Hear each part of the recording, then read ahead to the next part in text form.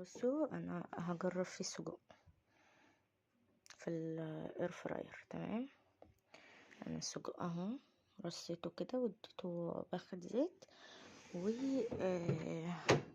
وعملته على برنامج البطاطس. عامله على برنامج البطاطس اهو. فهنشوف بقى بعد ما انا برضو هديله تقليبه في النص، لان انا الصراحه مش عارفه هو هيستوي على برنامج البطاطس ولا لا، ان هو هنا مش محطوط برنامج سجق يعني.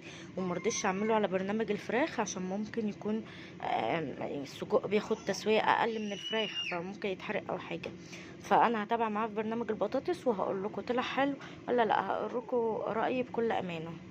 بصوا يا جماعه كده، بصوا شكله رهيب رهيب بجد.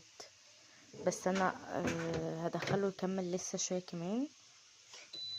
تمام، بصوا هو اصلا المفروض برنامج البطاطس 20 دقيقه وعلى درجه حراره 200، فهو لسه 13 دقيقه اهي، مش عارفه باينه ولا لا اهي 13 دقيقه.